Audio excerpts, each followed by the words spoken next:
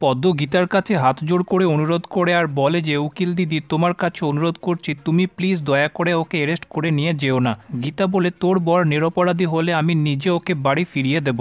তারপর গীতা কৃপানকে নিয়ে যেতে গেলে পদ্ম গীতার নাম করে চিৎকার করে ওঠে আর বলে যে আমার বরের গায়ে একটা আঁচড় লাগলে এই পৃথিবীতে তোমার সবথেকে বড় শত্রু হবে এই পদ্ম ব্যানার্জি। পদ্মের এইরকম কথা শুনে গীতা হতবাক হয়ে যায়। গীতার মনে পড়তে শুরু করে সেই পুরনো কথা, যখন গীতা মা বাবাহীন অসহায় নিরুপায় পদ্মকে প্রতিটি পদে সাহায্য করেছিল, তার সব রকম বিপদ থেকে তাকে রক্ষা করেছিল। আর সেই পদ্ম আজকে গীতার মুখের উপর এত বড় একটা কথা বলতে পারল। পদ্মের এমন কথা শুনে গীতা ভীষণ কষ্ট পায়।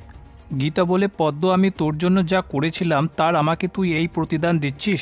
যদি এটাই হয় তাহলে এটাই কর, কিন্তু আইনের জন্য আমি কাউকে ছাড়ব না। পদ্ম বলে তুমি কল্পনাও করতে পারছো না আমার বরকে বাঁচানোর জন্য আমি কি করতে পারি। গীতা বলে আমিও আইনকে বাঁচানোর জন্য সব কিছু করতে পারি। একটু পর পদ্ম মুখার্জি বাড়িতে এসে অগ্নিজিতের সামনে গীতার নালিশ করতে শুরু করে আর বলে যে গীতা বিনা কারণে কৃপানকে তুলে নিয়ে গেছে। তারপর তাদের বাড়ির সদস্যদের মধ্যে কথা কাটাকাটি আর তর্ক শুরু হয়ে যায়, যেখানে কিছু লোক গীতার পক্ষ হয়ে কথা বলে আর গীতাকে সাপোর্ট করে, তো অন্যদিকে কিছু মানুষ যথারীতি এসবের জন্য গীতাকেই দোষারোপ করতে থাকে, এটার জন্য গীতাকেই দোষী বলে। যেখানে পদ্ম অগ্নিজিতের পায়ে ধরে কান্না করতে শুরু করে আর বলে যে তার বরকে ফিরিয়ে এনে দিতে।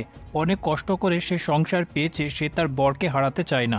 তখনই মেহেক এসে পদ্মকে বলে যে কৃপান্তকে মোলেস্ট করেছিল আর ওই গীতা এলএলবি তোর পাশে দাঁড়িয়েছিল, আর তুই তার বিরুদ্ধে নালিশ করার জন্য এই বাড়িতে আসতে পারলি?